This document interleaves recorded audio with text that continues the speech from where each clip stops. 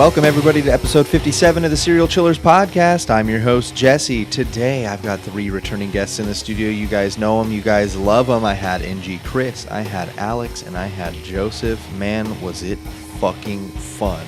As always, co-host Greg across the internet in his bunker far away. In this episode, we cover the killer couple, Karla Homolka and Paul Bernardo. People have asked for it. I'm trying to get the requests in, guys. I know you want them. I'm gonna fucking deliver.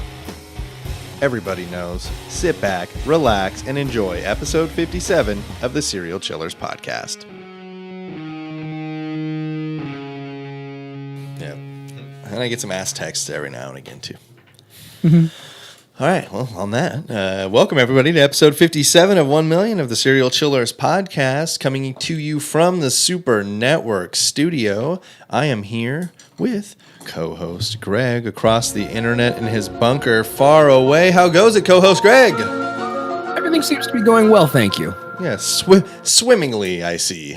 Yeah, everything's good. Everything's good in the bunker. That's good to hear. I am very happy for that, and that means it's going to be a good show.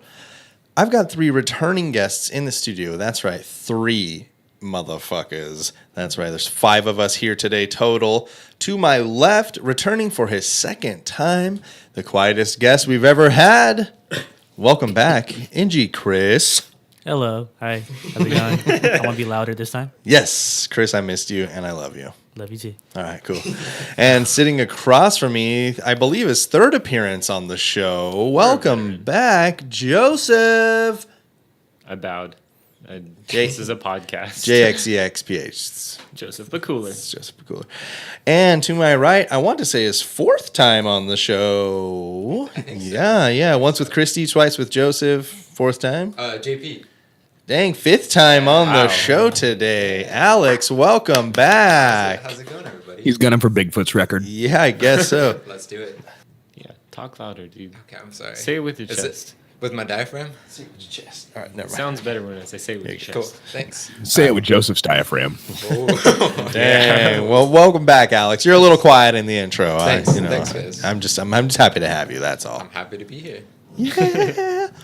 So, you guys know how the show works, but let me explain it for anybody that does not. Each week I sit down with old friends, new friends, good friends, and bad friends to tell them the story of an infamous serial killer. Throughout the show, you guys can chime in on my story, and if you brought a story of your own that is true crime, dark, creepy, unsolved, or otherwise mysterious, please feel free to share it.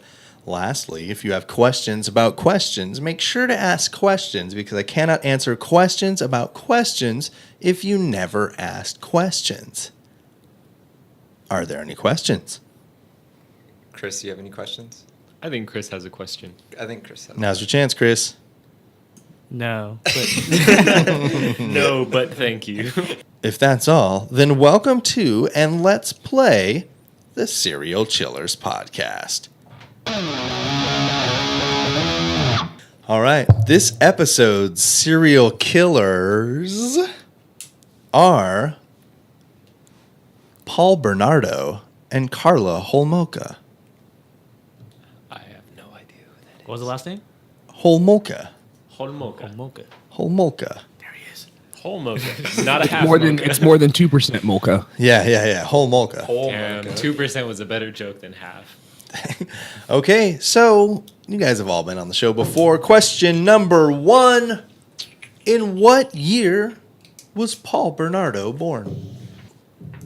All right, we've got 1976 from Chris, 1965 from Alex, 1949 from Joseph. It's 250 points if you get the closest 1,000 if you nail it. Alex, you were so close, but you're getting the points 250 because Paul Bernardo was born August 27th, 1964. Ooh, 1 year off. But 250 points to you, and you start with a lead. I told you guys it was a long one. It's going to be 1 question down, 13 to go. Hey, we're killing it. It ain't a sprint, it's a marathon. So, again, August 27th, 1964, Paul Bernardo is born. He is born to Kenneth and Marilyn Bernardo as a result of an affair between his mother and a former boyfriend in Scarborough, Canada. Kenneth, her husband, was abusive towards his wife, behind closed doors. He knew about his wife's affair with the old boyfriend, but tolerated it. He is listed as Paul's biological father. So his dad kind of kicked her ass all the time, and she had an affair to bring Paul about. He was like, well, shit. I mean, I guess I could just raise the boy as my own. Like, all right, your affair is accepted for now. I'll beat your ass a little bit over it later, but we're signing me as the biological father. How much of that do you think was him not wanting other people to find out that the kid wasn't his? Maybe I think that's probably a lot of it. Maybe that's a lot of it too. 1964, like he's the man and his wife's cheating on him. Like he would have been a laughing stock probably. That's what I'm saying. So I wonder how much of it's him just trying to save face and be like, yeah, well, I knew it happened and I'm okay with it. Yeah, you could be. That's a great alternate way of looking at it. Thank you, Greg. That's why you're here. So, sorry. I almost left Greg hanging on a high five there. Sorry. Joseph got one in there for you, too. So, Paul Bernardo was the last of 3 children. Question number 2. In what year was Karla Homolka born? All right. Chris said 1975. Alex said 1973. Joseph said 1970. Dang. You guys all guessed pretty closely. Somebody scored 1,000 points just now. Who do you think it is? Between the 3 of you guys, point at who you think it was. I'm pointing to Joseph Chris. thinks it was him. He's feeling confident. I'm pointing to Chris, guys. It's Alex. It's rude to point. Karla I think it was Homolka. Alex. You think it was Alex? Can't be Joseph. Karla Homolka was born May 4th, 1970. I told you. Can't be Joseph, Joseph. Can't be. 1,000 Pointed him points. I put the team on my back. Dan Sharper home my dick. All right. So, yeah, May 4th, 1970, Karla Homolka was born to Carol and Dorothy Homolka. She was the first of 3 children. That's pretty much it. We're going to go, we're going to talk about Paul's life for quite some time here. His mother, Marilyn, had been adopted by a well-to-do Toronto lawyer, Gerald Eastman, and his wife, Elizabeth. But in May of 1971, his mom finds some lost blood siblings, and she starts to go and visit them as often as possible, often leaving Paul and his siblings alone for like days at a time. Just she kind of seems to have like rediscovered her real family and is kind of leaving her kids behind. So I think from a young age, Paul's kind of getting this because he's 5 or 6 here. So his mom's just leaving for days at a time. I found my sisters, thank God. So May of 1975, his dad, Kenneth Bernardo, is said to have fondled a girl. In the same month, he is also said to have sexually abused his own daughter. Marilyn, Paul's mother, became very depressed over her husband's abuse and withdrew from the family and lived in the basement of their Scarborough home. So she just has like a nervous breakdown, dips the fuck out, and lives in the basement? Weird. Like, how? I mean, I don't know how. You just go by She your... was tired of mom and dad always coming into her room without knocking. She wanted a door she could lock. No, that is the mom. Marilyn is the mom. No, I know. It was a joke. I thought you were thinking it was Karla. Sorry. But yeah, I just... Withdrawn. Yeah. Sorry. I just... it seems weird to me. Yeah, like you're just cruising in a house, and she's not the only child. Remember, there's 3 kids, and you're just like, oh, mom lives downstairs in the dark. Like, I don't know. You guys want a smoothie? Pretty sure she's a troll. Knocks on the door. Mom, can you get make smoothie for my friends? Yes, bring the blender down to the basement. No, it smells down there. Don't you talk about my smell. So the older children feel the effects, obviously emotionally and mentally, of this happening. Paul seems to be relatively unscathed by it. He's about 10 years old at the height of all this. In his book Lethal Marriage, Nick Prawn describes the young Bernardo as, quote, "He was always happy, a young boy who smiled a lot, and he was so cute, with his dimpled good looks and sweet smile, that many of the mothers just wanted to pinch him on the cheek whenever they saw him. He was the perfect child they all wanted. Polite, well-mannered, doing well in school, so sweet in his Boy Scout uniform. All right, so like let's look past the fact that Nick Prawn kind of sounds like a creep writing this about Sounds like a little weird. a young Paul Bernardo, but he's like a because sometimes we hear the stories where it's like, yes, at this point he was killing motherfuckers and ripping raccoons in half and throwing each half in one of his neighbors' backyards, and it's like, oh, he's so cute. He's a Boy Scout, and yeah, but I think this is him just like establishing a tone. He's just like when you're getting ready to talk about how gnarly something was, you're like, it was a calm, beautiful day. So he becomes close friends with two neighbor boys, Van and Steve. The boys are inseparable, and all members of the Boy Scouts, where Bernardo receives the Chief Scout Award. This is actually a very huge and very hard award to get in the Boy Scouts. I went ahead and just put like a two-paragraph excerpt because I was impressed at what it takes to get this Boy Scout award. The Chief Scouts Award, the highest award which can be achieved at the Scout level in the Scouts in Canada. In order to earn the award, a Scout must earn the Voyager and Pathfinder Activity Awards, which require the Scout to develop citizenship, leadership, personal development, and outdoor skills, as well as earn 10 challenge badges. At least one in each of the 7 categories: athletics, outdoors, home and family, personal development, science and technology, culture and society, and environment. They must, in addition, hold current qualifications in standard first aid, hold the World Scout Environment Badge, investigate and present findings on Scouts Canada's involvement in World Scouting, design a challenging program which will require the Scout to excel in each of the 4 activity areas: citizenship, leadership, and personal development and outdoor skills, including at least 30 hours of additional leadership to others, above those required in the citizenship activity area of the Voyager and Pathfinder Awards. In working towards the Chief Scouts Award, the Scout will have performed over 30 hours of service in the community, much of it self-directed. They've met with a local service agency and together have discussed and made plans for future improvements in the community. Additional work on the Scout Environment Badge exposes a Chief Scouts Award candidate to the many environmental issues of today, and they have taken an active role in promoting those issues with the public. Chief Scouts Award candidates amass more than 1,000. Chief Scouts Award candidates amass more than 100 kilometers in hiking camps, and they spend time as trainers helping their fellow Scouts work on their own badge levels. Scouts Canada has in the past proposed replacing the award with the membership to the Queen Elizabeth Jubilee Youth Ensemble after completing the same requirements, but lacking the required signatures of 250 Chief Scout recipients. So thank you, Greg, by the way. Yeah, no problem. I appreciate that. Let me hit you with one of these just for fun. Thanks for reading that. I did notice this was all written in Canadian, though, because program was spelled with an E at the end. Yeah. And I'm pretty sure there was some U's in there where there should not have been. I did specifically want to make sure I was getting the right Scouts. So if I had known, I would have read it with the Canadian accent, eh? Well, sorry I didn't tell you. So he gets this very prestigious a lot of shit. And it's like I want to say it's 1976, so it's only like 6 years after the award's inception. So he's like one of the first 100 kids to ever receive this award. I don't know. Seemed to me like so there's no way he's gonna get the 250 Chief Scout recipient signatures. Yeah, exactly. That's why I was like, this is yet to be approved.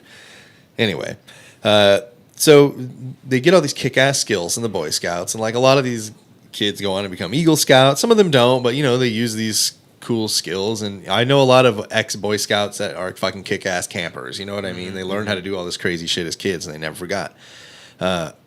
Paul and his friends start to use their skills for a little more sinister acts and start fires using magnifying glasses and twigs. They've learned to make proper kindling stacks and are very proficient in starting fires without having anything to start a fire with necessarily. In May of 1977, at 12 years old, question number 3, Paul gets his first job. What is he doing? Is he a janitor, a delivery boy, a carpet cleaner, or working in a restaurant? All right, Chris says delivery boy. 2 restaurant answers from both Joseph and Alex. Joseph and Alex, 250 points each because Paul did get his first job working in a restaurant owned by a friend of his father's. So, 500 for Alex, 1250 for Joseph. And Chris, nil.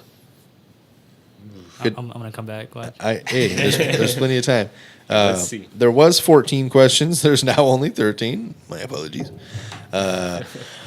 So yeah, he begins working in a restaurant that's owned by a friend of his father.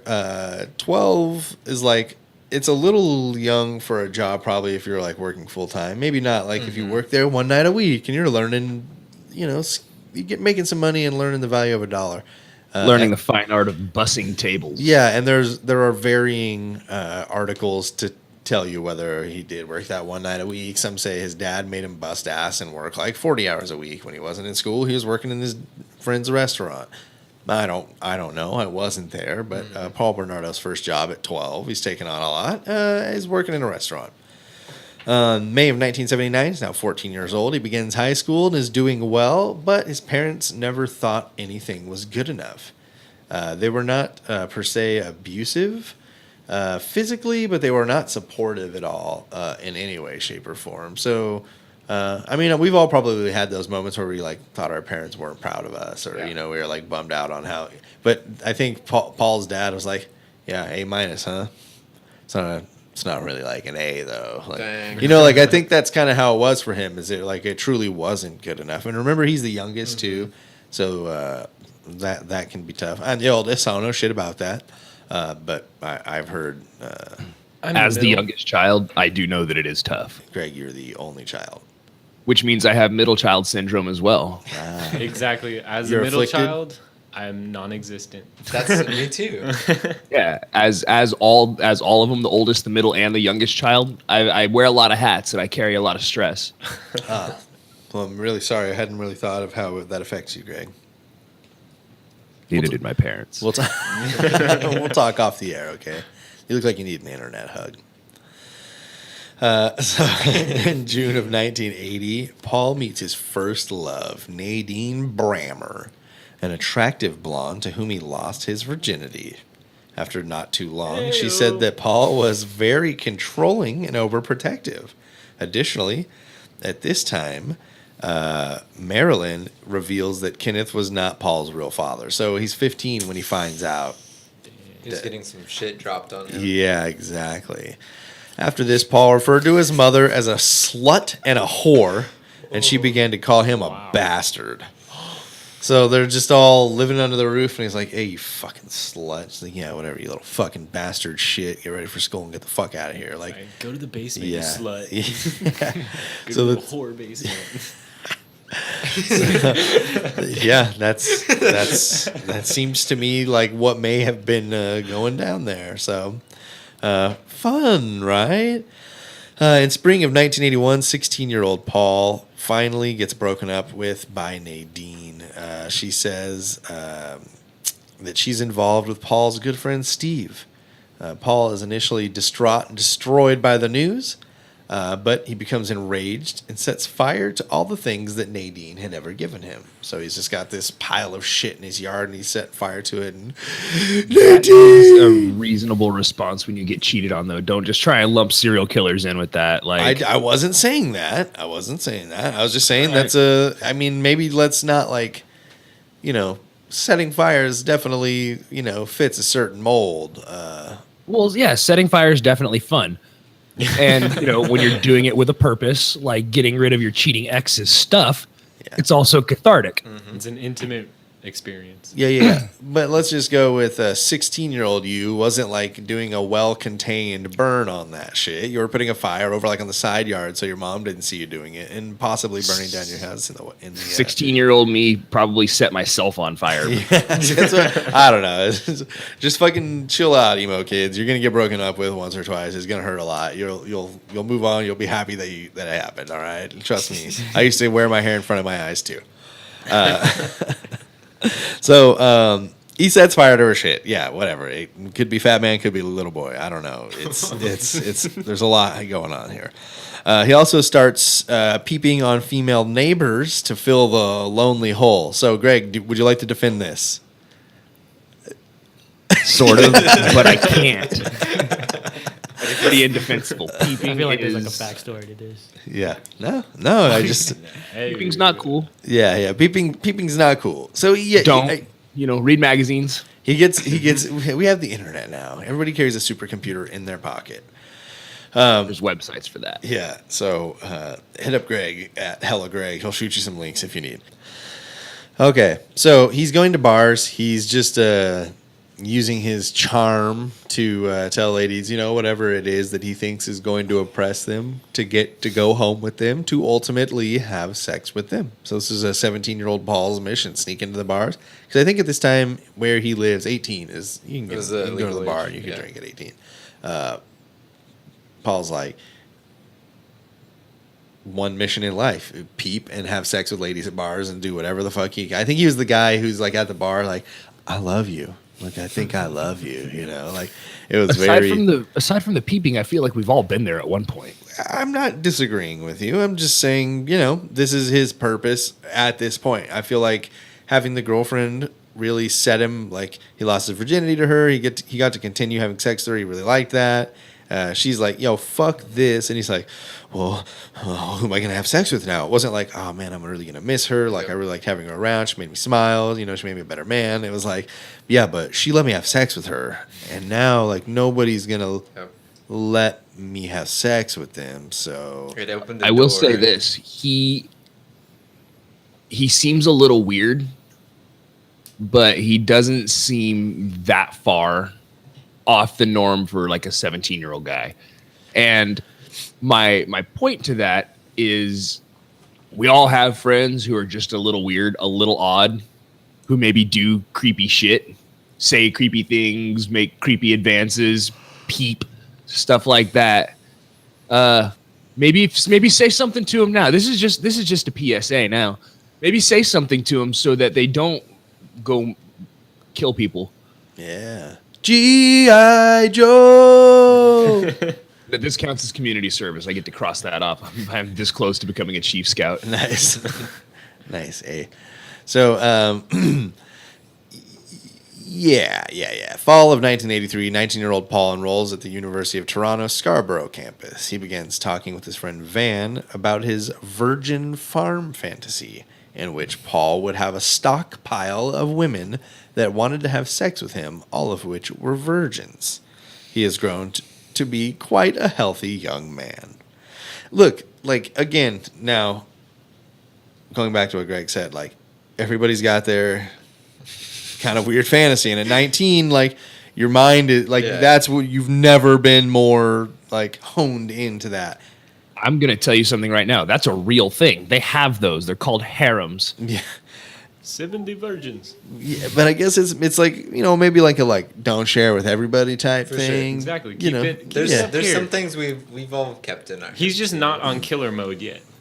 It's just that switch hasn't been flipped. But you guys don't even know that the apple does not fall far from the tree, because in 1985, Paul's father is discovered to also be a peeping Tom in his very neighborhood. Like father, like son, y'all. Weird. They just what if they were just backing away from windows all cartoonishly and bumped into each other? Ah! And they turn around like, Dad? No, I just Paul? You're I like to grounded. think of it more like that scene in The Simpsons when Homer was cutting work and Bart was skipping school and they were walking down the street. And Bart combed his hair forward and Homer put the comb up to his face to pretend it was a mustache. And they talked to each other and we're both like, ha, ha, ha, and he ran away. Perfect. That's how I like to imagine that guy and his dad peeping in the neighborhood. I'm gonna also, don't peep in your own neighborhood. Who shits where they eat? Paul and Kenneth Bernardo. So Paul's lifestyle begins to change along with his attitude toward women. Due to his abusive nature and strange sexual preferences, all of Paul's girlfriends end up leaving him in short matter. It only sours him on his outlook towards women. Summer of 1986, 21-year-old Paul Bernardo has a restraining order issued against him for making obscene phone calls to his friend Van's ex-girlfriend. He gets in a relationship with a woman named Carol, although engaging in several one-night stands during this relationship. Bernardo graduates from the University of Toronto and accepts a job as a junior accountant at Price Waterhouse in Toronto. he's kind of like a cheating piece of shit, but he's like still going to school. He's got a job, He's we all know this guy, right? Sure. He's doing his shit. He's holding it down. He's kind of had sex with a couple of my ex-girlfriends, but it happens. But we like him, he's so charming. Why wouldn't you keep him around? He always brings drugs. So, he starts to see a woman named Susie while he is still with Carol. He is so controlling that even after they find out about each other, they both remain with him. Eventually, Carol is able to break out of the relationship, and months later, Carol takes out a restraining order against Paul for obscene phone calls. So he's kind of got a thing, but he's also fucking escalating like crazy. It was like originally like, yeah, kind of like rough sex, kind of often. How old is he at this point? 21. 21. 21. So I like the fact that, I don't like the fact, but I noticed that he saw his chance for his virgin farm and took his shot. Because he was like, every farm starts with 2. And is that he totally shot his shot there. Yeah. It worked for a little while, apparently. So, until there was a restraining order. Eventually, Susie will also be able to escape the relationship. Good for her. In 1987, after dating Jennifer Thompson, who threatened to go to the police regardless of his threat, his dating starts to slow down. We see, they get in. He's fucking charming. He's a good-looking dude. He's tall. He's handsome. He's got a good job. Oh, he's controlling as fuck and wants to tie me up and make me say all this crazy shit while we have sex. And then when I try to break it off with him, he says, if you fucking leave, I will fucking kill you, you stupid fucking bitch. Like, it's on that level. Well, 50 Shades of Grey hasn't gone come the out opposite yet. direction. Sorry? Nowadays, it's gone the opposite direction. Has it? A lot of relationships. If you leave, I'll kill myself. Oh, yeah? Yeah. Truth. So, yeah, he's a fuckface. Let's go. First time we're saying it, there it is. Paul Bernardo's a fuckface. Question number 4. What will be the first major crime Paul commits as an adult? Is it A, burglary, B, rape, C, murder, or D, assault? Burglary, rape, murder, assault. All right, Chris says B, rape. Both Joseph and Alex say D, assault. Dude, stop copying me. I'm not. I don't believe you. I showed him first. Chris is on the board with 250 points because his first major crime, Escalation City, like we were just talking about. Good job, Chris. Good job. Thank you. Yes, so 500 for Alex, 1250 for Joseph, 250 for NG Chris. Plenty of time left, dudes. May 4th, 1987, Bernardo committed his first rape in Scarborough against a 21-year-old woman in front of her parents' house after following her home from the bus stop. The attack lasted for more than 30 minutes. Now, the reason I say that, and I put the length on a lot of these, is because these are extended lengths of rapes. Like most of the time, I don't have the statistic on this. I shouldn't say it so definitively. Rapes don't last very long. It's a crime of opportunity. Get in, get your fix, get out. Guys aren't, taking their time. They're not making love. Right. They're not there to enjoy it. Exactly. They are, but they know that 30 minutes is too fucking long to be there to enjoy it without going to prison. But Paul Bernardo was so confident that his first time in, it was like, no, fuck it. Like, I'm just staying here and I'm going to get what I need out of this for as long as I need. So May 14th, 10 days later, 1987, Paul Bernardo commits his second rape. He attacked a 19-year-old woman in the backyard of her parents' house. This incident lasted for over an hour. Whoa. July 27th, this is just about 2.5 months later, Bernardo attempted his third rape. Although he beat the young woman, he abandoned the attack after she fought back much harder than he anticipated. Takes a little break, but in October of 87, Bernardo and Van meet Karla Homolka and Debbie Purdy in a Howard Johnson hotel bar. Paul and Karla both say that it was love at first sight. Nothing bad really happens in the Hojo's bar. And although Paul is now 23 and Karla is just 17, the night they meet, Paul does plenty well to woo her, and that night they have sex. Paul gets her phone number and address, which Van points out is unlike Paul for his multiple one-night stand regulars. So his friends even were like, whoa, dude, you got her number? Like, what the fuck? You love this girl or what? November of 1987, Bernardo meets up with Karla again, and he drives to see Karla twice a week from then on, even though it was 80 miles each way. So, he's driving an hour and a half each way to see her. Paul gives her love and attention as their relationship develops. Karla does so enjoy this love and attention from this older, charming man. Eventually, he starts to run every aspect of her life, kind of secretly in the background. Obviously, that's how you're going to want to do it if you're trying to fucking control every aspect of someone's life. He tells her what to wear, how to style her hair, what opinions to have, and even what to eat. At some points, he's going to call her fat and ugly, and he learns that Karla was not a virgin, and he's very upset about this, although he is still very interested in her. So he thought that he was having sex with a virgin that night that he met her. And then he was like super set on that idea. Yeah, and then he found out that she wasn't. He was like,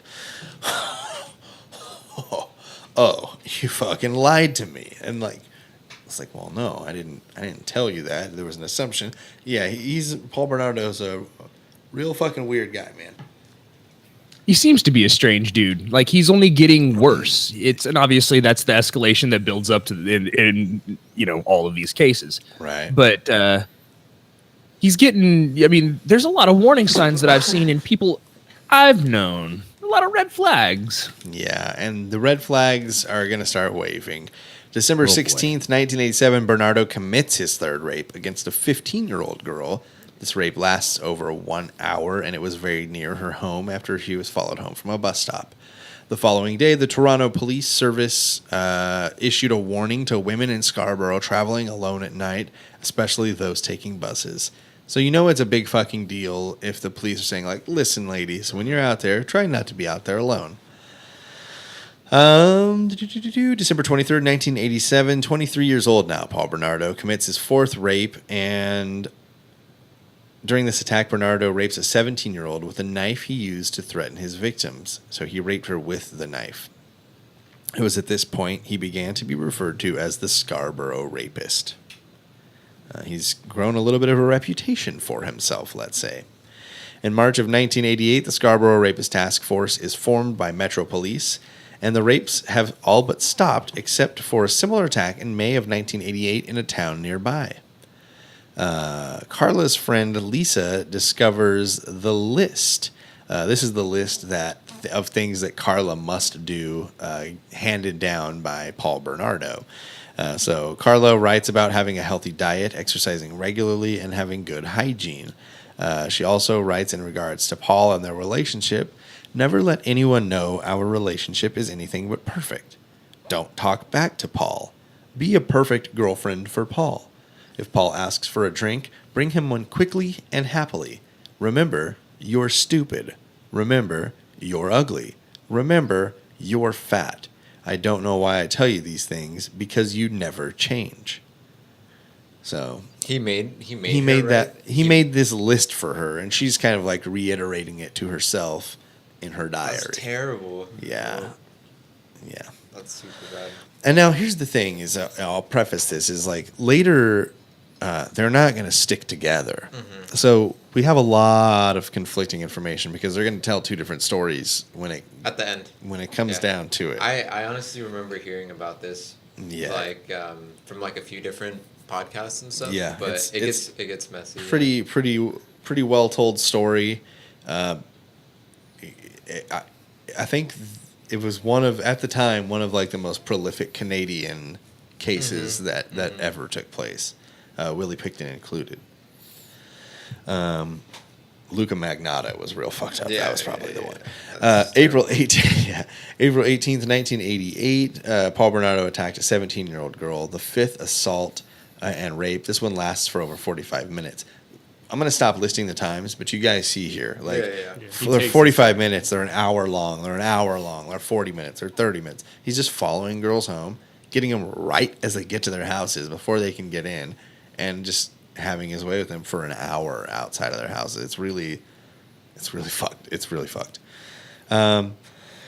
May 30th, 1988, Paul Bernardo commits his sixth rape, this time in Clarkson, about 25 miles southwest of Scarborough. This attack on an 18-year-old girl. May 25th of 1988, Bernardo was nearly caught by a uniformed Metro Toronto investigator staking out a bus shelter.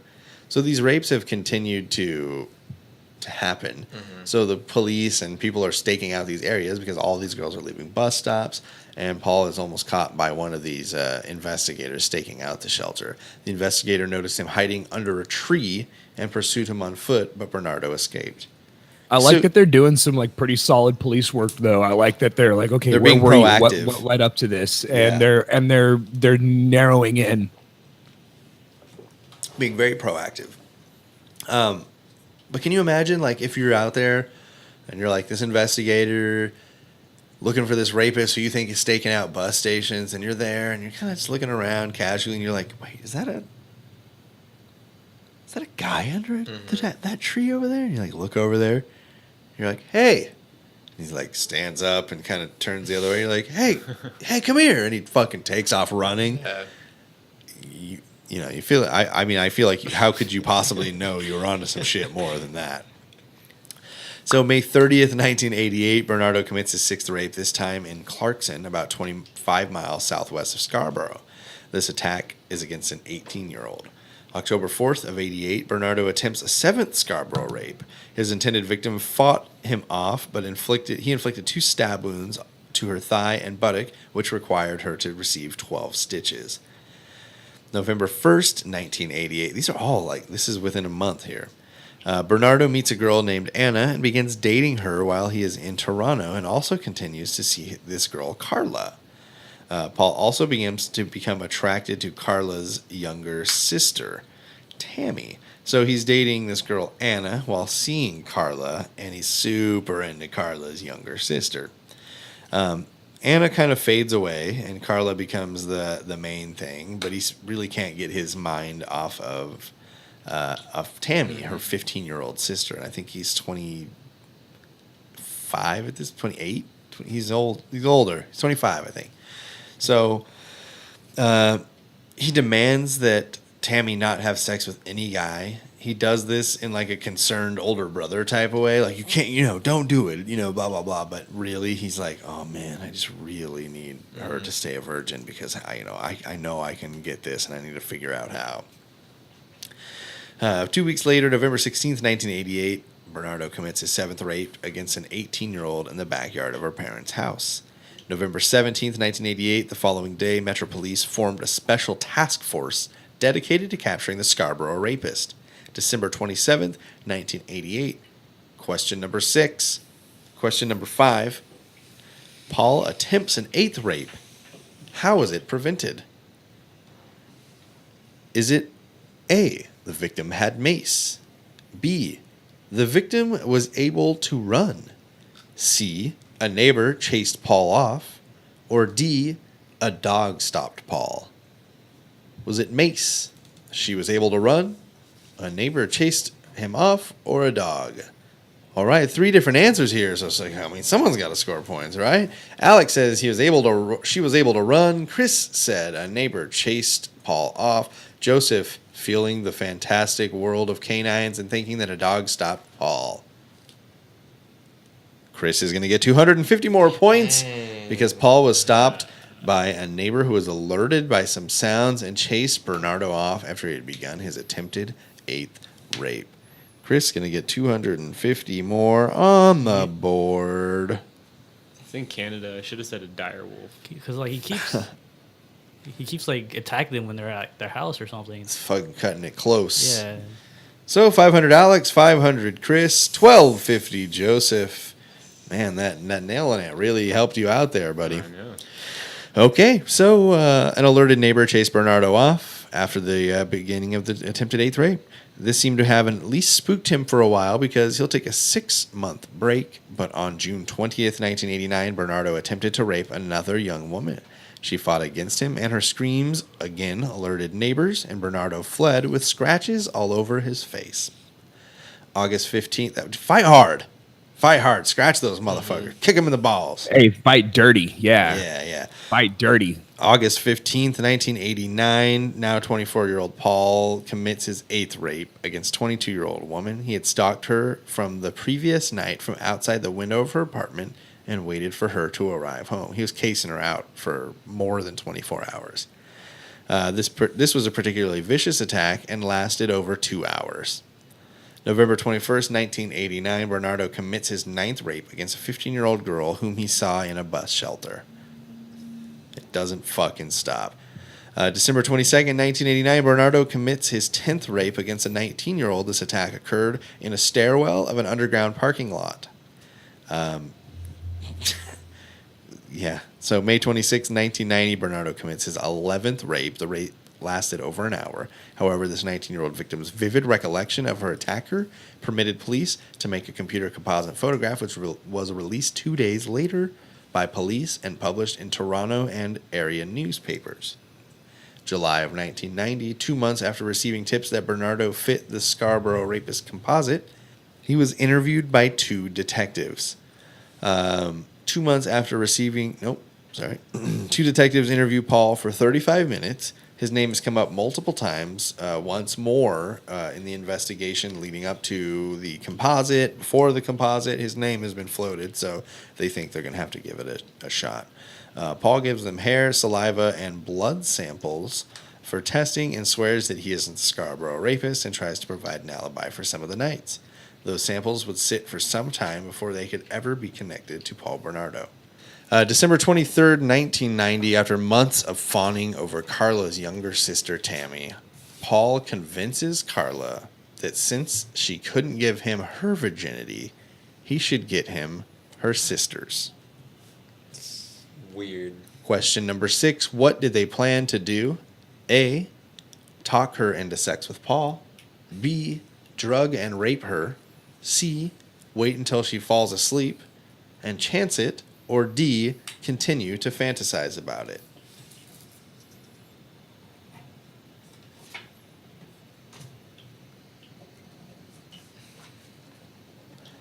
Everybody's saying B. They're seeing the worst in Paul and Karla and thinking that Karla would join in the drug and rape of her own sister. All of you are scoring points on the way out to this break because, indeed, their plan is to rape and drug his sister. After some planning, she agreed to give Paul her sister's virginity, in effect, for Christmas, she said. Like it's her Christmas present to him. Weird. She worked at a veterinary clinic, and Paul convinces her to get animal sedatives to use on Tammy. So we'll talk about this a little more after we get back here. Let's take a little break. Let's just get ready for what's about to happen, and come back. Or dog, I read ahead. Yeah. So come back, or we'll kill you.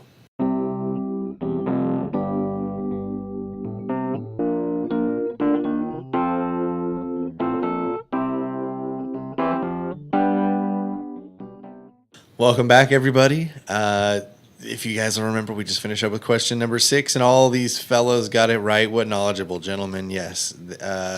Paul and Karla did plan to rape and drug her younger sister. So, I mean, like, that's a lot to bite off anyway, right? Like, And I think you said before we went to break that she wanted to give him that for Christmas. Yes, that's exactly it. So, Paul tells her, like, get these drugs that, you knock a dog out with. And she's like, well, look, it's you knock them out with this drug, but then you have to keep them out because they breathe in this drug. And he's like, well, get that. She's like, well, then I'd need to steal this machine and this machine. He's like, we'll just pour it on a rag and we'll put it over her face.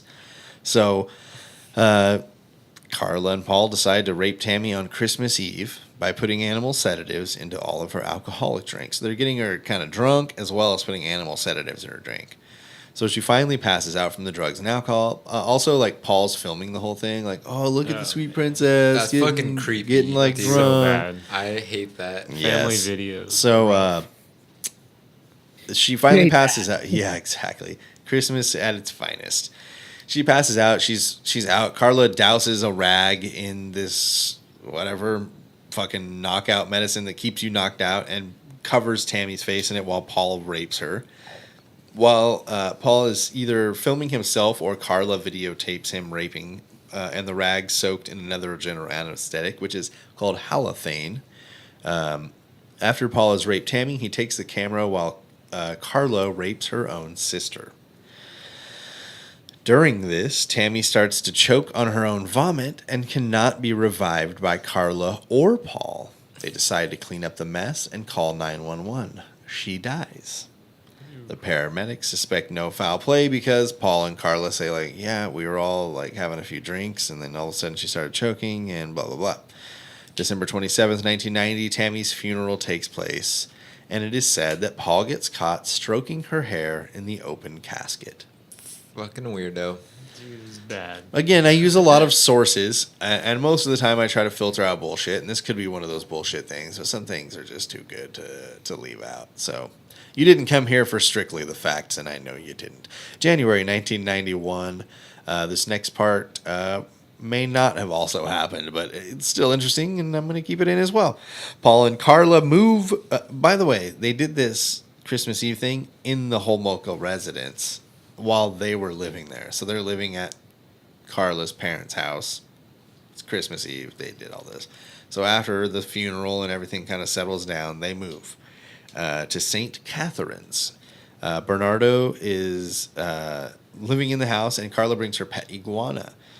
Bernardo is bitten by Karla's pet iguana and becomes very upset. Question number 7. What did he do next? Did he A, run it over with his car, B, cut its head off, then barbecue and eat it, C, made Karla kill it, or D, bury it alive? Ooh. Run it over, cut it up and eat it, made Karla kill it, or bury it alive? 3, make Karla kill it. You guys are some sick fucks.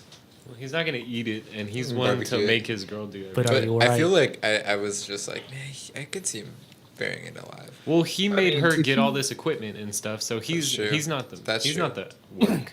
So here's the thing is like, Unless I'm wrong. the only reason I wrote the question is because I found this in a couple places, and I still don't believe it because, you know, You a lot found, of these... like, this story. Well, a lot of times you'll go to a blog and you'll realize that it's literally like just a copy paste from another blog, or like they'll have rewritten it, and you know that's what this podcast is. It's an amalgamation of 15 different blog posts and some documentaries, and Did he like eat it? Did he eat it? over these few sources that I found from it. None of you guys will be scoring points. He did not make Karla kill it. Did he eat it? He did not run it over with his car, Oh God, did he eat it? and he did not bury it. Oh my God, he my ate it. God. The bite leads to Paul cutting the iguana's head off, then barbecuing and eating the body parts. Dude. Why? Now, I should say I mean, at least that that's there are kinda many clean. places where iguana is eaten regularly. It is a... What's this guy's It's nationality? weird, but it's not like as weird as it could have gotten. Like he He's at least Canadian. cooked it. He's Canadian. Yeah, he's mad white as fuck.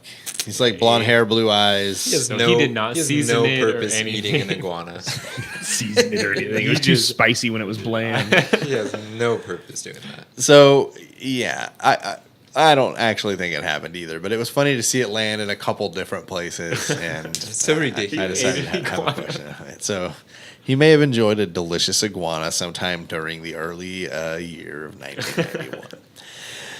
In April 6, 1991, Paul commits his 12th rape. Unfortunately, this victim is 14 years old and not like the others, not at night, and not stalking at a bus stop. Now, there are some reports that will say Karla is aware of it at this time. Like, Paul's coming home and is like, raped a girl named Anna tonight. And she's just like, Don't laugh at that. yeah, like, but it's okay. So there's also a movie Karla where Laura Prepon plays Karla Homolka. It's pretty awful. Yeah, and it's if you guys, I don't know him from anywhere else, but if you've ever watched Supernatural, the dude who plays Castiel plays Paul Bernardo. That's weird. Yeah, so. It's an okay movie. I don't think it follows really to what happened for the most part at all. It's like a Netflix movie. Yes-ish, but it wasn't. But you can watch it there, I think. I watched it on YouTube. But anyways, that's kind of what that movie depicts. And I have seen some reports that Karla is very aware of him at this time, but that's kind of how it showed it. Is, he comes in so fucking casual about it. Like, she's like, "Where were you?" He's like, "Oh, raping." Like, we good? Or like very just out there with it. So, I mean, he's kind of going off at this point. A couple months later, June 7th, 1991, Karla invites Jane Doe, who is 15 years old, to a girls' night out. Paul and Karla plan to drug and rape her. They're going to drug again with Helicon, the sleeping pills they used to initially knock out Tammy, her sister. Paul hides and waits to hear that she is unconscious, and when he arrives, they begin raping her while taking turns videotaping. Between June 15th and 16th, 1991, early in the morning on June 15th, Paul takes a detour through Burlington halfway through the Toronto and St. Catharines to steal license plates, where he finds young lady Leslie Mahaffey. So the thing about stealing license plates is Paul is right now not working. He's can be an accountant, but he's between jobs, he calls it. And one of his friends got him in on possibly smuggling cigarettes, is what I understand. And again, this is another one of these fucking parts of the story where I don't want to say definitively that it happened, but it kind of makes sense with some of the other things. Yeah. I think he was smuggling cigarettes like over state line to sell them for more expensive. So that's what the idea was, stealing license plates. You can cross in the same car several times because you got different license plates rolling through it. So while he's out looking for license plate to steal, he finds Leslie Mahaffey. The 14-year-old had missed her curfew after attending a funeral, and she got locked out of her house and had been unable to find anyone with whom she could stay overnight. Bernardo saw her hanging out outside her house, and when he walked up, his icebreaker to her was, "Hey, I was thinking about breaking into your neighbor's house. Like, what's the situation?" And she wasn't the, like, "Oh, fuck, I gotta get out of here." She was like what do you, like, what's the deal? Like, yeah, I don't really know, but, like, what's going on? And she asks Paul for a cigarette. So Paul says, "Hey, like, I got some over at the car. Just come with me, and I'll fucking take you." So an unfazed Leslie Mahaffey is very into going to the car with this dude who just said he was going to break into her neighbor's house. As Bernardo led her to the car, he, from behind, blindfolded her and forced her into the vehicle and drove her to Port Dalhousie, where he informed Homolka that they had a playmate. So that's the area that Paul and Karla live in at this point. So now Karla's in. Like, maybe she wasn't aware of these other ones. We can there can be a discussion as to whether or not that's true or false. At this point, she has come home, and Paul's like, "Hey, I brought something for you." And it's Leslie Mahaffey. So Bernardo and Homolka subsequently videotaped themselves torturing and sexually abusing Mahaffey, all while listening to Bob Marley and David Bowie. At one point, Bernardo said, "You're doing a good job, Leslie, a damn good job." Then he added, quote, "The next 2 hours are going to determine what I do to you. Right now, you're scoring perfect." So those are quotes from the videotapes. On another segment of tape, played at Bernardo's trial, the assault escalated, and Mahaffey cried out in pain and begged Bernardo to stop. In the Crown's description of the scene, he was sodomizing her while her hands were bound with twine. Later, Mahaffey told Bernardo that her blindfold seemed to be slipping, an ominous development as it signaled the possibility that she might be able to identify both her tormentors if permitted to live. The following day, Bernardo claimed, in the tape, by the way, they said that, like, this happened, it slid down, and he saw that she saw him, and he had a fucking freak out. Like, I think he was going to let her go, and now he's like, fuck, she saw me. So, yeah. Later, Mahaffey told Bernardo, the blindfold, the following day, Bernardo claimed Homolka fed her a lethal dose of Halcyon, and Homolka claimed that instead, Bernardo had strangled her. The pair decided to put her body into their basement, and after the Homolkas and their remaining daughter, Lori, had left, who were visiting, they came to visit while this body was down in the basement, all the Homolka family. Bernardo and Homolka decided the best way to dispose of the evidence would be to dismember Leslie Mahaffey and encase each piece of her body in cement. Bernardo bought a dozen bags of cement at a hardware store the following day and kept the receipts, which would prove damning in his trial. Bernardo used his grandfather's circular saw to cut the body into pieces. Bernardo and Homolka then made numerous trips to dump the cement blocks in Lake Gibson, 18 kilometers south of Port Dalhousie. Dalhousie. I don't know. Port D. At least one of the blocks weighed 200 pounds and proved beyond the pair's patience or abilities to sink, so it rested near the shore, where a father and son on a fishing expedition discovered it on June 29th, 1991. Another funny thing about June 29th, 1991 is it's the day that Paul and Karla Homolka would get married. That's cute. I'm rooting for him. Yeah, so big day for them. They get married, and that was the day that the body is discovered of their first murder victim. And they're getting married that day. Yep. Okay. Yay! Everyone loves a wedding, right, dude? Leslie Mahaffey's orthodontic appliance proved definitive in identifying her body. Divers found a bunch of the other concrete blocks sunk nearby. April of 1992, on the afternoon of April 16th, Bernardo and Homolka were driving through St. Catharines to look for potential victims. It was after school hours on the day before Good Friday. Students were still going home, but by and large, the streets were empty. As they passed Holy Cross Secondary School, a main Catholic high school in the city's north end, they spotted Kristen French, a 15-year-old student walking briskly to her nearby home. The couple pulled into the parking lot. Carla gets out. She's in the church parking lot, approaching a nice young lady from the Christian school down the street and saying, "Hey, we're lost. Can you help us find the way?"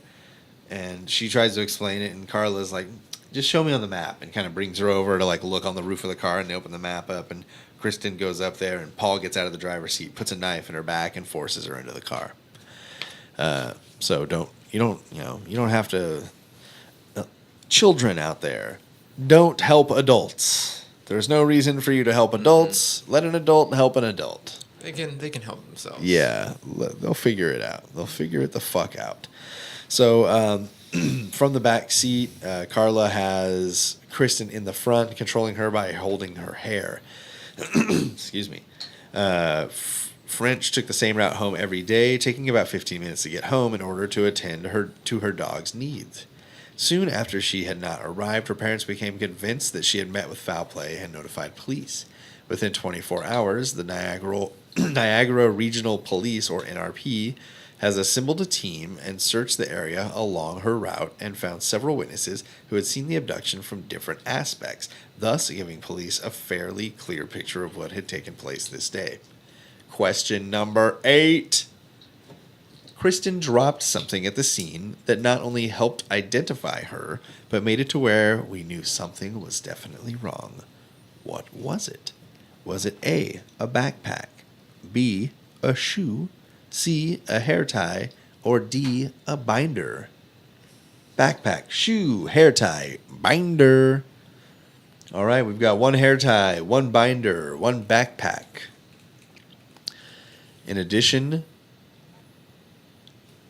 to the task force being put together, they find one of Kristen's shoes. Nobody is scoring points on this one. Damn, that was my second guess. Couple swings and a misses there, guys. Get you an update on the score here. Chris has got 750.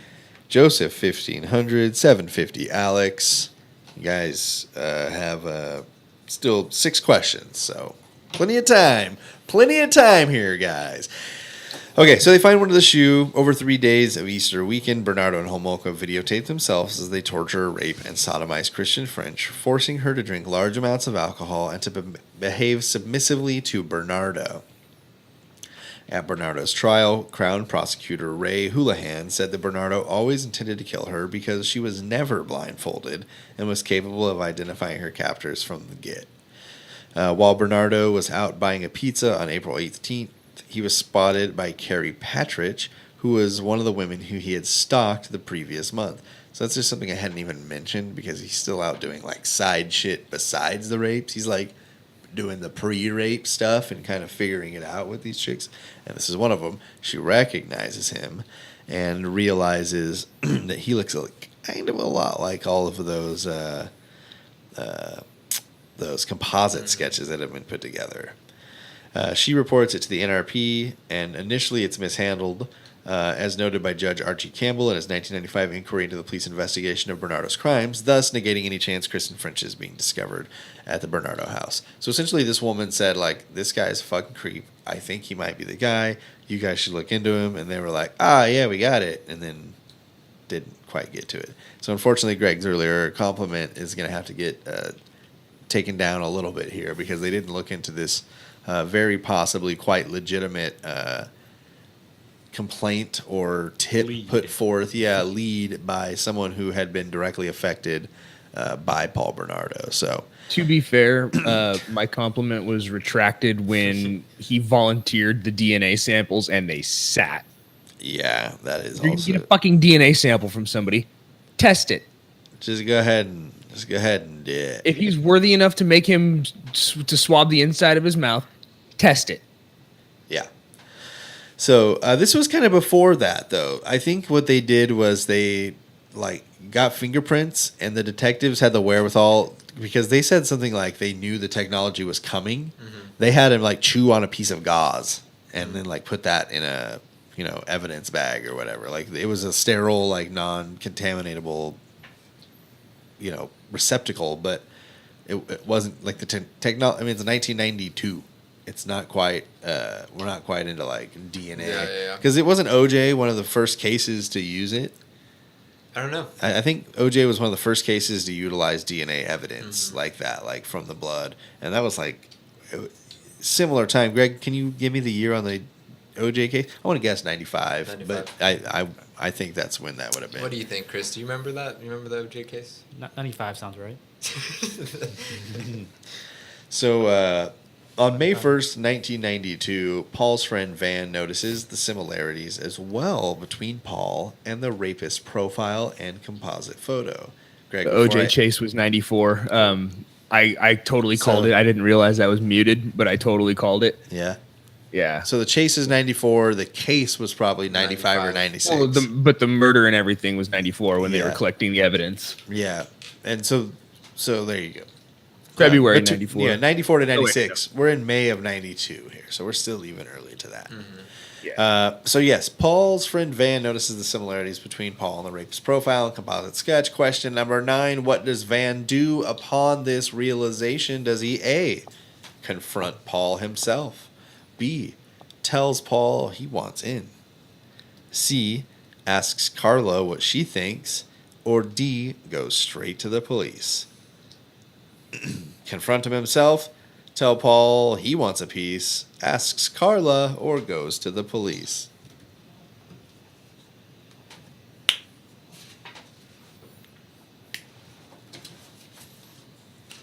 Is that 3 ask Karlas? Am I correct there? All right, so 3 ask Karlas. Van is pretty convinced, I think, because Van goes directly to the police. I was thinking about that one. I was thinking of it like a movie. Like, he would definitely ask the person involved in a movie. So, yeah. Confront him a little bit? Yeah, be like, hey, do you know this? Because he wouldn't expect her to be in on it. Yeah. Right. Or would he? That's a movie moment. What okay? I'm thinking, too, do you think Karla is enjoying all the raping that she's partaking in, or do you think she's doing it more to get approval from him? So that's or kind of one of the that? big arguments that, I mean, I don't really go into it so much, but if you watch any documentary between them, it'll be split. Some will be will depict Paul as the absolute fucking worst, and the movie Karla kind of is that way. It depicts her a little more as kind of abused and Stockholmy. Mm-hmm. Some of the documentaries that I watch are Karla is by far the more sociopathic of the two. Yeah, she was more manipulative than he was. Yeah, there are definitely two sides of the fence all the way down on this case, Mm-hmm. especially both feeding into each other, and the whole fact that she let it happen with her sister. I feel like that shows her more involved. I feel too that probably made him realize, if she gave me her sister, You know. Who else can she get me? Yeah, that guy's fuck. Van goes to the police. So his friend is like, dude, fuck this. This guy's a rapist, I think. I need to fucking get this out here. So May 12th, 1992, the police questioned Paul where he was on the nights of the 2 kidnappings. DNA samples are taken again, but he is not considered high enough on the list of suspects to have them tested. That's so leading lame. again to a delay in it being processed. He's not high enough, but this is the second time he's been questioned. On the Both same very cases. Different Imagine who circumstances. was high enough though. Yeah, like yeah. I know, dude. Bastards. Gregory is just fucking sweating right now. He's like, I didn't do shit. December 27th, 1992, Bernardo beats Karla with a flashlight, causing severe facial bruising. So there's like, if you search them up, you'll see this like famous photo of her. He beat the fuck out of her. I'm gonna look for it. Don't look up any answers though. Oh, okay. Answers to Gives her 2 black eyes, and it is said to have stemmed from this incident, from him going to the police. Like he kind of got ran through the ringer by the police, so he came home and took it out on Karla. So, yeah, the guys are looking at the picture of Karla's face from She the looks flashlight. beat up, guys. Yes. So Karla's parents find her beaten up and take her out of the house, but she goes back to try to get the videotapes. Paul is arrested and charged with assault, but released on his own recognizance. February 1st, 1993, Bernardo's DNA finally ran. Police find out the DNA is a match to that of the Scarborough rapist. So, huge fucking break. Game changer. Yeah, so the murders are kind of secondary only because they're so brand new to what's happening right now. These Scarborough rapes are happening for like years, and we're 5 years past them. So the 2 detectives who were leading the case like got the results, and they said, one of them said like he got handed the envelope by the other detective, and he said, I don't even need to open it. I know it's going to say it's Paul Bernardo.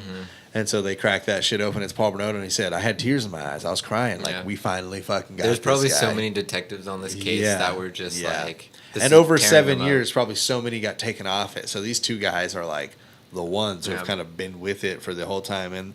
And so, yeah, they get this call that this DNA matches with that of Paul Bernardo. February 8th, 1993, Paul's father is yet again convicted of a sex-related charge in Scarborough. It said more peeping. I think he was masturbating outside a window.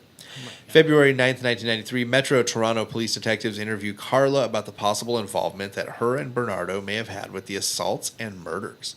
February 17th, 1993, Paul is arrested at his home for the rapes and murders. February 18th, Paul is driven back to Scarborough and charged with a number of counts. February 19th, police try to get warrants based on DNA evidence in Paul's file. The FBI puts in key circumstances. 1, he will continue his actions. 2, he commits crimes near his home. 3, 2 serial rapists and murderers are in the same area. 4, trophies of hair from the scenes are limited search warrants were granted. So they get a limited search warrant based on those things. I believe it is you have 71 days. Do what you fucking need to do, which seems like plenty. But when we're talking about like collecting forensic evidence, and I don't know for sure, but I can't imagine it's a speedy process, you know.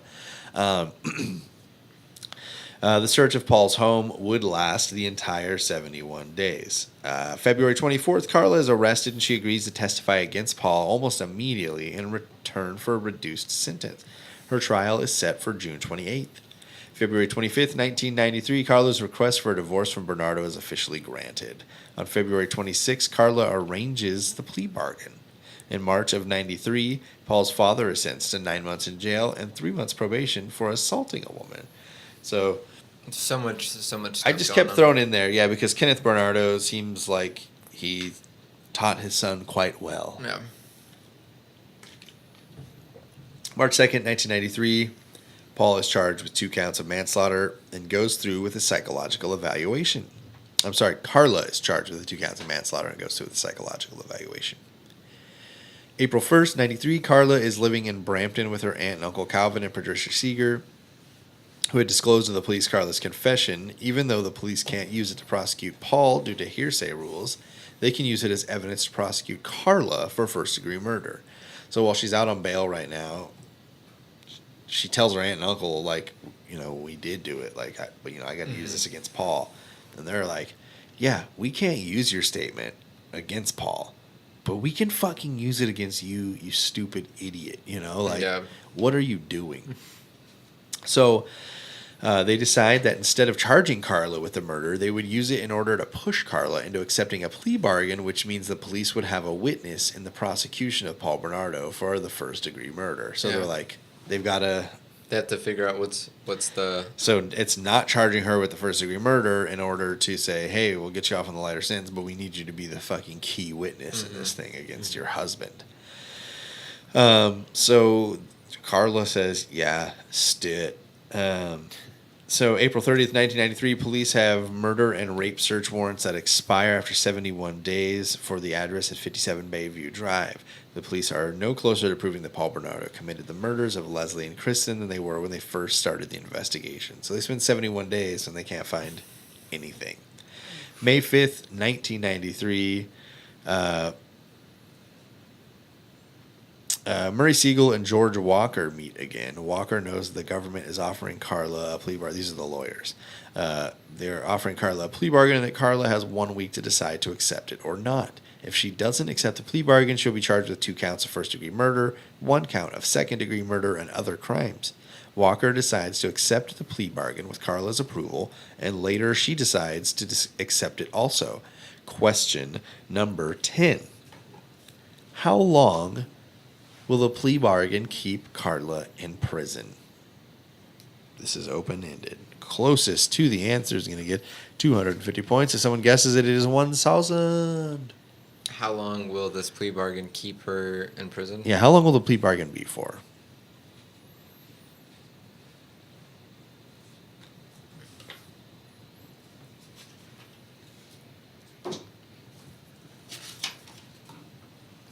All right.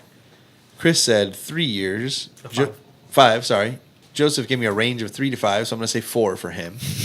And no, that's exactly what they gave her. 3 to 5 years. And Alex said 10 years. So it's 12 years. Alex is going to get 250 points. She's going to serve. I was going to put 11. You guys all shot low, to be honest. I was like, oh, they're going to guess like 40, Like, Really? yeah, well, she committed 2 murders, and she's pleading out of it, but like, Yeah. should be pretty harsh. No, 12 years. So Alex is going to get 250 there. He's up to 1,000. Joseph 1,500. Chris 750. 500 points away from Joseph with 3 questions left. Plenty of time to take back a lead. Alex. May 6, 1993. Paul's lawyer goes into the home. And this is Ken Murray again. He goes to the house and removes 6 8mm video cassettes from above a bathroom light fixture. How the police did not find this, I do not know. Paul seems to have directed Murray right to it. Murray is not allowed to view the tapes until Murray's a real honest guy. He's by taking the book. Yeah, he's not allowed to view the tapes until May 18th after Paul's been convicted of first-degree murder. But the tapes Murray finds show the rapes of Tammy Homolka, Leslie Mahaffey, Kristen French, and a Jane Doe. On May 14th, 1993, Karla and Crown finalize the plea agreement, and Karla begins to give her induced statements to police. May 16th of 93, the police show Karla a photograph from one of the videos found at 57 Bayview, in which they believe the girl in the picture is Kristen French, but Karla suggests is her sister Tammy. The actual person in the picture turns out to be a Jane Doe, whose rapes are not disclosed to the police by Karla until months later. So they have the tapes now, and they're like, here's a still. Mm-hmm. Who the fuck is this? What the fuck? We know of these two. Who is this? Oh, that's my sister. So they can use that against her, right? Because. Well, I think we had Officer Aaron on, and I believe when a plea agreement is struck and finalized, there is no changing it. Oh. So her agreement of 12 years, even though they're finding evidence that maybe she's a little more complicit than she said, can't change it. Doesn't matter. Yeah. So May 16th is when she's shown the photograph of Jane Doe that she claims to be her sister. May 17th, Karla takes the police to key areas in the home where they end up finding DNA evidence that proves Leslie Mahaffey and Kristen French had been in the house. The police also end up finding cement that Bernardo had purchased, which is the same type he bought from before, where when he went to return the excess, he signed his name on the receipts and kept. Those are the receipts we talked about earlier. May 18th, 1993, Paul is charged with 2 counts of kidnapping, 2 counts of unlawful confinement, 2 counts of aggravated sexual assault, and first-degree murder. In addition, he is charged with the dismemberment of Leslie Mahaffey's body, and Karla appears in court for her arraignment on 2 counts of manslaughter and a bail hearing. Her bail is set at $110,000. Her bail is set at $110,000. There are a number of conditions to her bail. Karla must appear in court on June 7th, at which time a trial date will be set, and her parents use their house as collateral for bail, which she is released. So her parents put their house up to get her out. I think at this time her parents are like, oh my God, she got in this crazy marriage, this guy fucking killing people, like, we got to keep our daughter safe and out of jail, at least for now. July 6, 93, Karla's trial begins and she pleads guilty to 2 charges of manslaughter and is sentenced officially to her 12 years in prison. Debbie Mahaffey, the mother of Leslie, and Donna French, the mother of Kristen, both read statements to the court. When the trial is over, Karla is taken to Kingston Prison for Women. October 6th of 93, Karla writes her lawyer, George Walker, telling her that she remains vague with details of the Jane Doe rape. Karla asked Walker to do something so the terms of her plea agreement aren't changed when the information is finally disclosed. November 2nd of 93, police received the information Karla wrote to her lawyer, and it's about the Jane Doe and the rapes. The police re-examined the tape that they thought showed Kristen French, and February 12th, they locate and interview the Jane Doe about the rapes they believe that she was a victim of. When they inform her of her on videotape, she does not recall anything about them.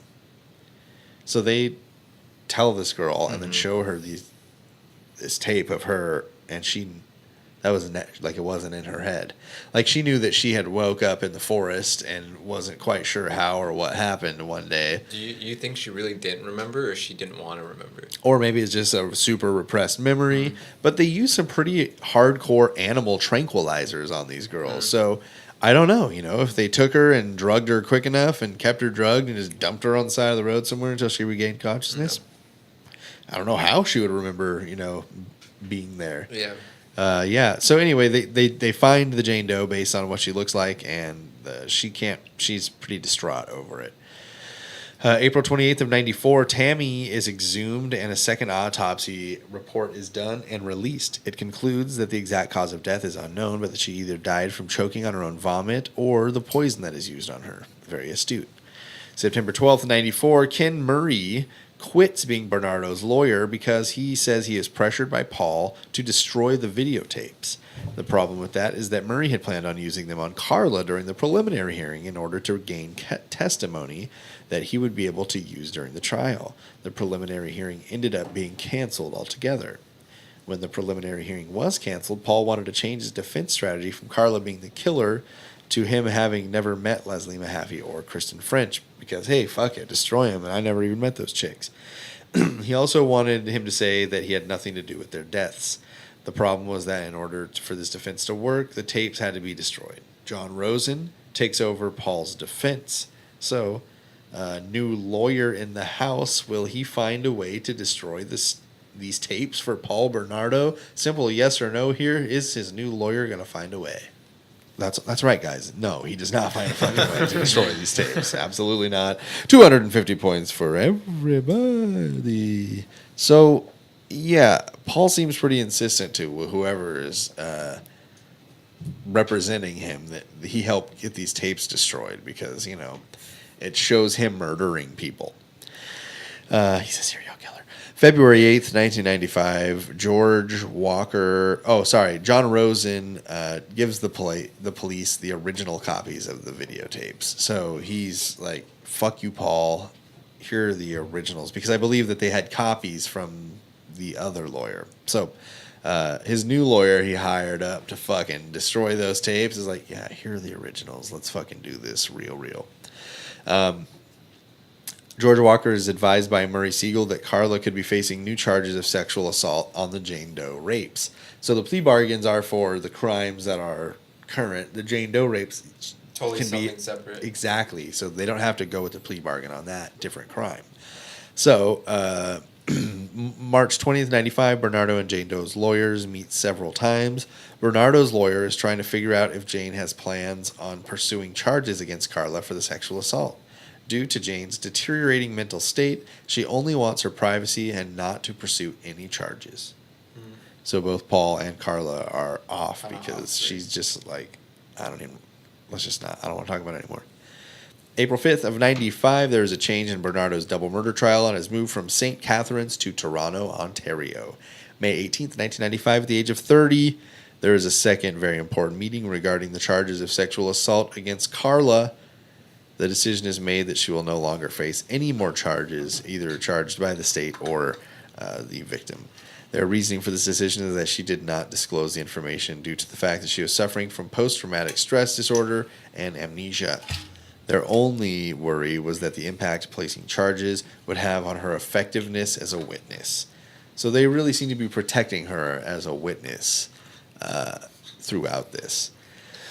Paul's trial begins to take place. He is faced with 2 counts first-degree murder, 2 counts aggravated assault, 2 counts forcible confinement, 2 counts kidnapping, 1 count performing an indignity on a human body. Question number 12, how does he plead? There's only a certain amount of ways you can plead. How is it? Is he guilty? Is he not guilty? Is it by reason of insanity? Is it... Wait, like the Like, verdict? How does he plead? Oh, he? Okay. Paul Bernardo, how do you plead? All right. Chris says guilty. Alex says guilty. Sorry, I crossed it off. I didn't. Yeah, it's guilty. Okay. And Joseph says not guilty. Okay, Joseph answered something different than you guys. If he got it, you guys cannot win anymore. Uh-huh. All right? I didn't get it though, based on how he's telling you. He went like this though. Yeah. I saw him. He was like, This mustache is always in my face. Yeah, I feel he was we all just got it fixing wrong. it, all He right? paid something else. Well, like he wanted the tapes Insanity. destroyed too, so I don't think he's ever gonna. So, is it for the win? Paul Bernardo pleads not guilty, claiming that the deaths were accidental and then saying that Karla was the killer. So at question number 12, we have found our champion. Let me just double check that there's not $1,000 point. Yeah. that $1,000. I was like, There's oh, not, new game. there's not 1,000 point. New game. I didn't want to jump too far ahead. So yes, Joseph, congratulations, you won today. There'll be a 13th question, guys. So yeah, well, let's give him a little. Let's see. Good job. Yeah, Thank you. Good job, Joseph. good job. Congratulations. Star of the week. Still root for second Star place. of the week. Star of the week. Star of the week. Chris is still rooting for second place. He said. Let's see what we got here. Chris with Tie, I think. 1,000. Alex with 1,250. Tie. I can go for a tie. Because all it's a tie. Okay, so with one question left, Chris really wants that tie for second. September 1st, decision time. It doesn't take long. Bernardo is found guilty. The jury find him guilty of all charges, 2 counts of each kidnapping, forcible confinement, aggravated sexual assault, first-degree murder, along with 1 count of offering an indignity to a dead body. His sentence was life in prison with no chance of parole for 25 years. Later, he was taken to Kingston Penitentiary, where he was in a tiny prison cell for 23 hours a day, solitary to start. November 3rd, 1995, Paul returns back to court to face charges in the Scarborough rapes. Don't forget about those. This is just the murders that he went down for. He also goes in for a charge of something called a dangerous offender hearing. According to a recent federal law, anybody said to be a dangerous offender faces an indefinite prison term. So they can just say, like, you're here until we fucking say you can go. The charges Paul faces for the Scarborough hearing include 10 counts of sexual assault, while using a weapon, 2 counts of choking with intent to render incapable of resistance to sexual assault, 3 counts of buggery, 5 counts of sexual assault causing bodily harm. Greg helped me with that one. 2 counts of unlawful confinement, 6 counts of anal intercourse, 8 counts of robbery, and 2 counts of aggravated sexual assault. What's buggery? Yeah, that's what I asked Greg to help me out with. He'll hopefully find out for us. Paul accepts the dangerous offender declaration and concedes to guilt in all of the rapes. In exchange, that all charges against him, including the role he played in all of the deaths of Tammy Homolka, be stayed. It's essentially sodomy. Okay. Oh, Yeah. it's not. Sodomy. That sounds way more lighthearted than what it is, Yeah, I guys. like buggery. I'd assume like Start using he buggery flips then. people Dude. off. Yeah, buggery's just like it's a fun way to say put stuff in somebody else's butt. Buttery, they should call it. Not So, November 1995, a book on Bernardo and Homolka, Deadly Innocence, is published by Toronto Sun reporters Scott Burnside and Alan Cairns. They're the one who covered it from the beginning of the Scarborough rapes all the way through. July 6 of 1997, Karla is eligible for parole but does not apply. I got a little thing I got from an article here because she's out of prison now. Like, she did her time.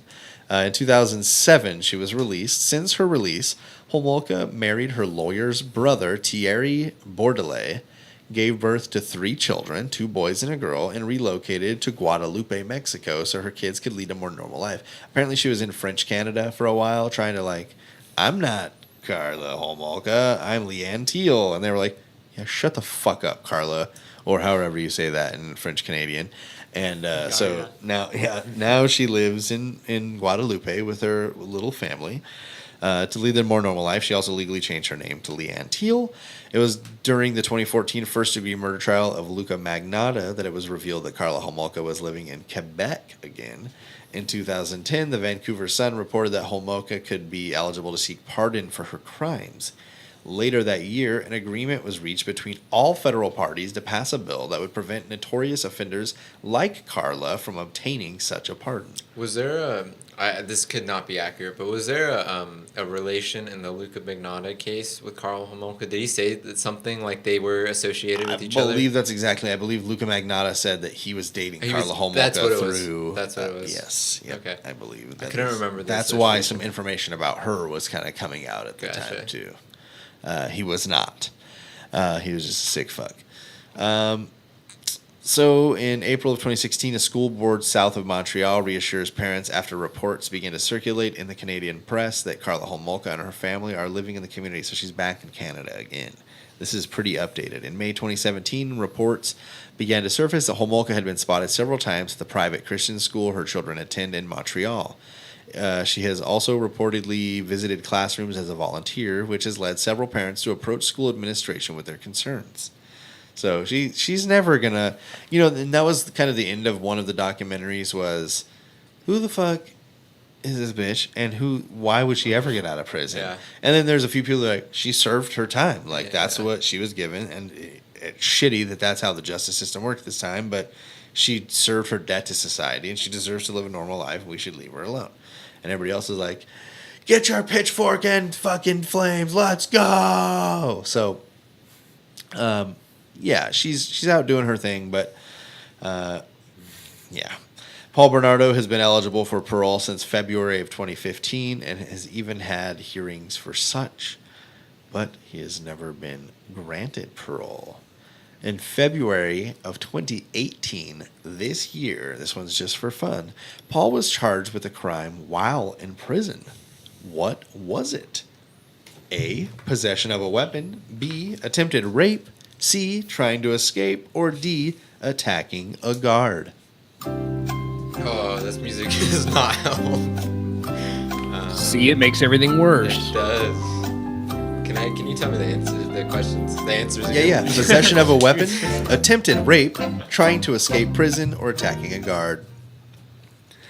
Chris says rape. Joseph says trying to escape prison. Alex says possession of a weapon. In February of this year, he was found with a homemade shank in his prison cell. It was apparently made out of a screw and some toilet paper and a pin.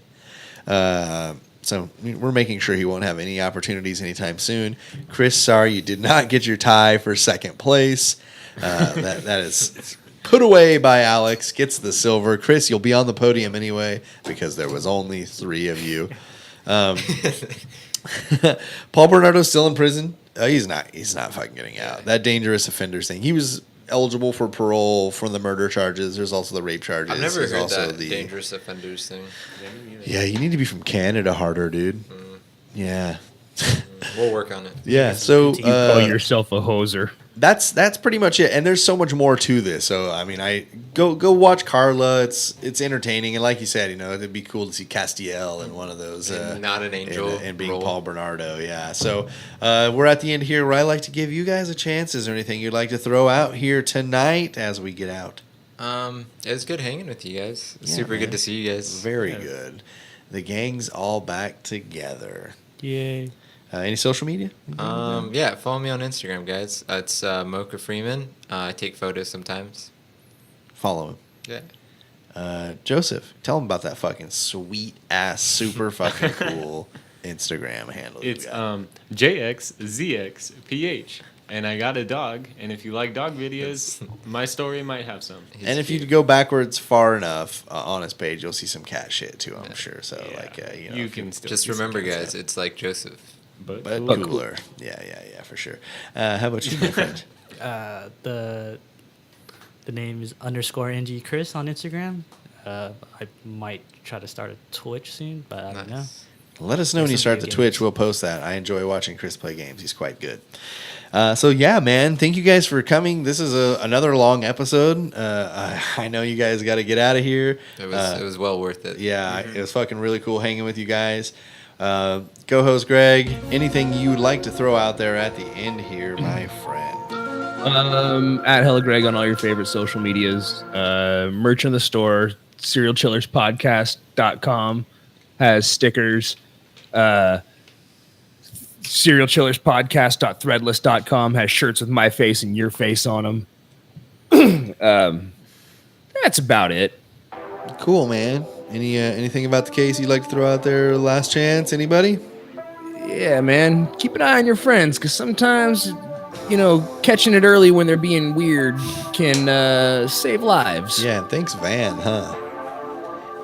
All right. Well, thank you, co-host Greg. Thank you, Chris. Thank you, Joseph. And thank you, Alex. And thank you, everybody, for listening to episode 57 of the Serial Chillers podcast. Have a good night, guys. no, thank you. Later.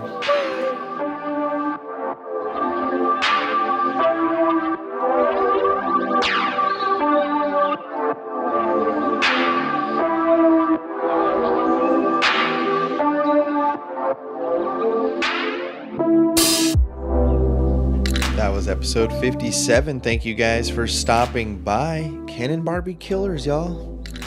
Paul and Karla were pretty awful. It's clear. I mean, nobody is on the show and was not awful. I guess we can start there. But Karla Homolka had a hand in drugging, raping, and murdering her sister. And now, I'm not saying that any killing is better or worse than any other, but let's move on. Fuck Karla and Paul. All right? Thank you, Alex. Thank you, Joseph. And thank you, Chris, for being here. Thank you, co-host Greg, for helping out as always. Seriously, had so much fun this episode.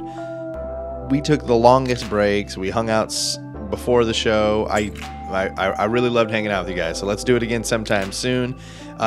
Reach out to the show, guys. You can do it in a ton of ways. If you guys want to talk about the show, if you guys want to pitch ideas, I love that I get a few messages a day, suggesting killers and suggesting topics and just giving me ideas and stories. So thank you guys. Don't ever stop. I try to reply to everybody. I'm not sure I've missed one yet. If I have, so sorry. Facebook is Serial Chillers Podcast. Facebook group is Serial Chillers Podcast. The Instagram is at Serial Chillers Podcast. Twitter is at Chillers Podcast. The email is serialchillerspodcast@gmail.com. Call or text the voicemail line at 1-805-666-2513. SerialChillersPodcast.threadless.com is where you can get t-shirts and other kind of merchandise like that. If you want something a little smaller, stickers, And buttons, we have those available at serialchillerspodcast.com. As well as you guys asked for, well, you didn't ask for it. You said you would like a place to go where you could see some of the darker sides of these stories where we don't really cover them too much in audio version, but the pictures are available and the stories are available. So I have begun the Sharon Tate, Roman Polanski home crime scene photos and kind of rundown of the story are available at serialchillerspodcast.com as well. So stickers and buttons there. Starting to get you guys the more graphic shit you sick fucks want. Patreon.com/serialchillerspodcast is a place where you can donate as little as $1 a month to keep the wheels spinning here at the show. We're trying to build a network. We're trying to get things going here. I am fucking so excited for the things we have coming in the future. It's the most stressful time of my life. However, most fun I've ever been having. So thank you guys for supporting. Thank you guys for listening. Thank you, Joseph, Alex, Chris, and Greg. And remember, don't talk to strangers.